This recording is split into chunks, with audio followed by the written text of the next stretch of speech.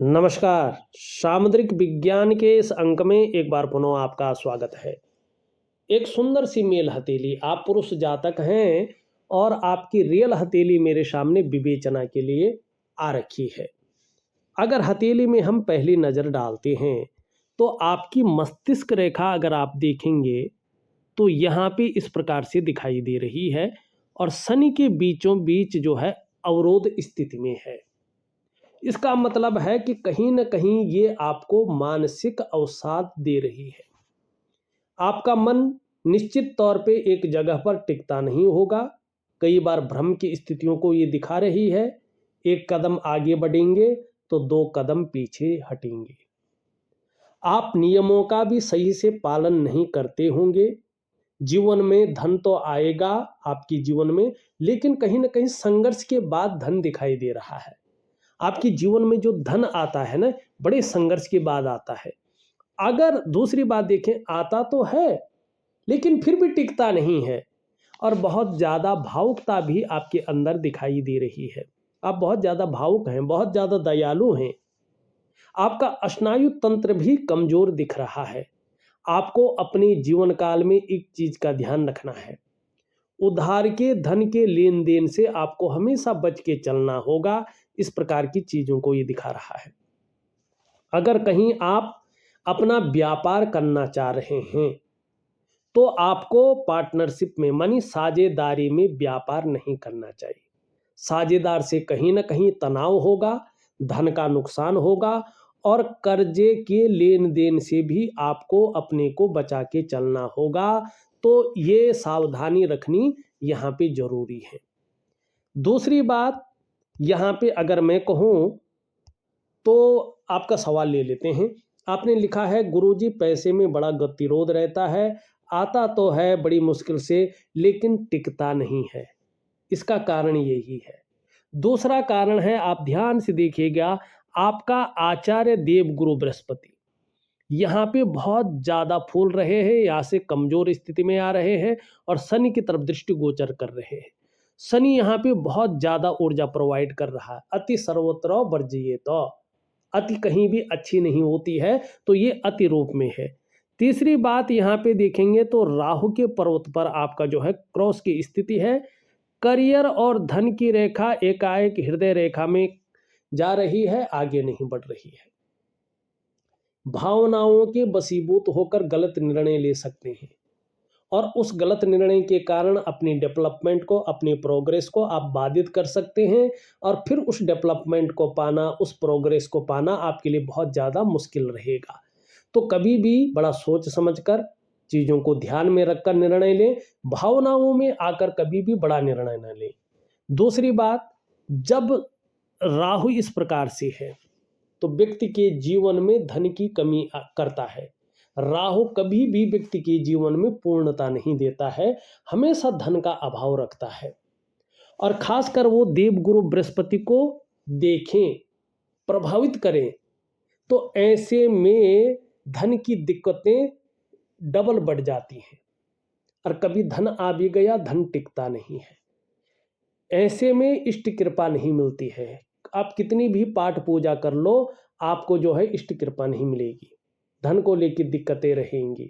घर के जो बुजुर्ग हैं उनके साथ संबंध खराब होते हैं ऐसे में, या उनकी वजह से परेशानियां आती हैं।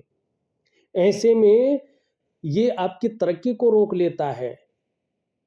आपको तरक्की नहीं मिलती है, बस व्यक्ति गुजारा करता रहता है, मानी एक लेवल पार करके दूसरे ऑर्बिट में व्यक्ति नहीं पहुंच पाता है।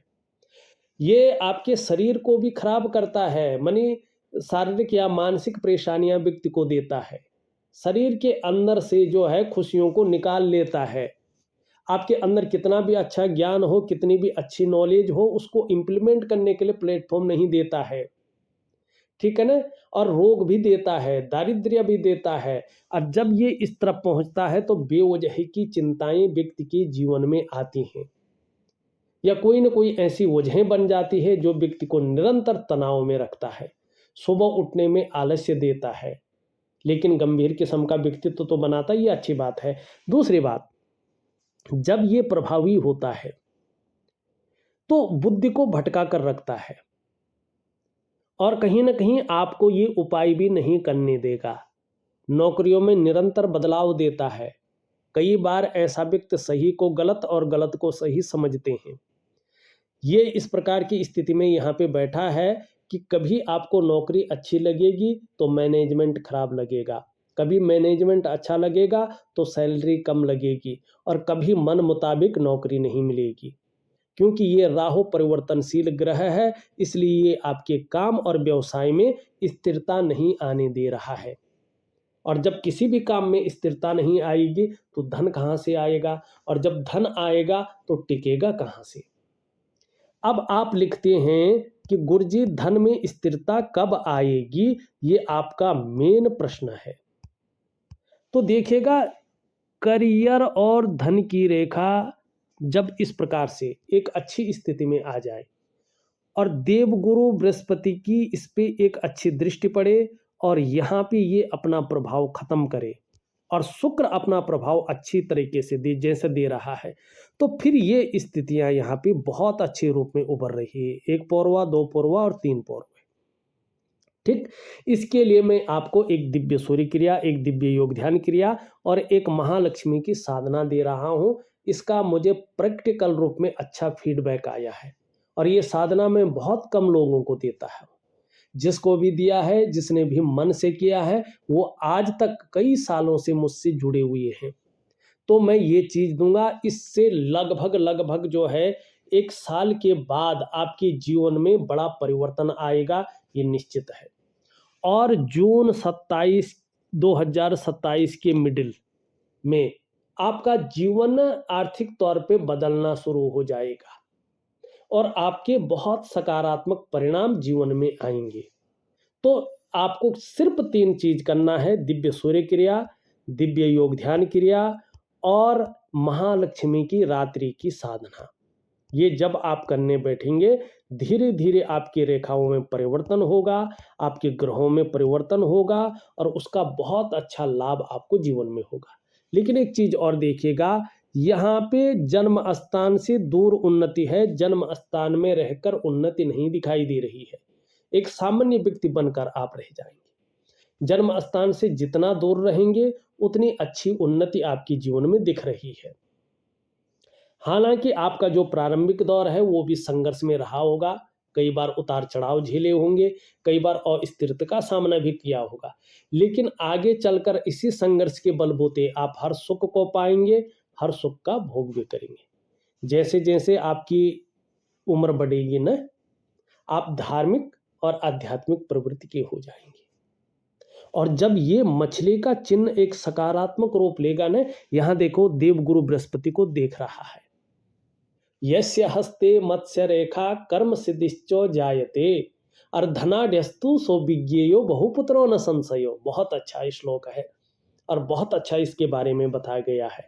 यह आपको धार्मिक बनाएगा, आध्यात्मिक प्रवृत्ति वाला बनाएगा, बहुत अच्छी यात्राएं करवाएगा, जिससे मन प्रसन्न रहेगा, खुशनुमा माहौल बना रहेगा, बहुत अच्छी नॉलेज देगा, नॉलेज में ब्रिलियंट ज्ञानी इंसान बना लेगा, आपका दिमाग बहुत अच्छा काम करेगा, एक सुटेबल अवस्था में काम करेगा और धन की आपको ऐसी स्थिति लाएगा कि सोचना ना पड़े, परेशान ना होना पड़े।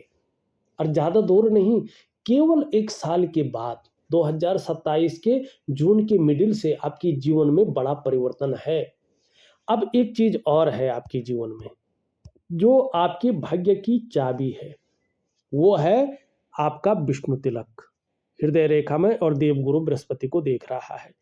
आपका जो इष्ट है ना, जो वंश देवता है ना, जो इष्ट देवता है ना, ये विष्णु स्वरूप में है।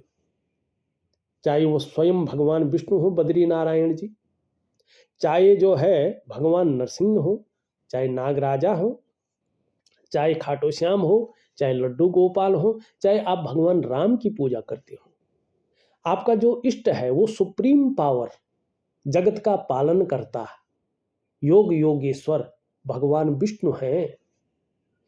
जितना ज्यादा समर्पण रहेगा जीवन में, उतनी ही दिव्यता और उतनी ही भव्यता की प्राप्ति होगी।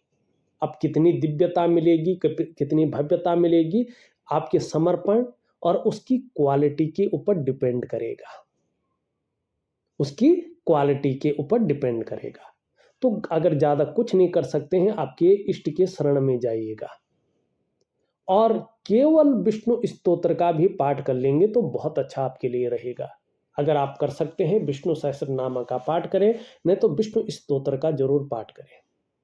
हाँ, अभी आपको 3 से 4 महीने तक महालक्ष्मी की रात्रि की साधना करनी है। यह मैं प्रॉपर तरीके से दूंगा, दिव्य सूर्य क्रिया, दिव्य योग ध्यान क्रिया और दिव्य लक्ष्मी की साधना करिएगा, आपको बहुत अच्छा लाभ मिलेगा। तो इस अंक में बस इतना ही। एक नए अंक के साथ पुनः उपस्थित होऊंगा, तब तक के लिए नमस्कार।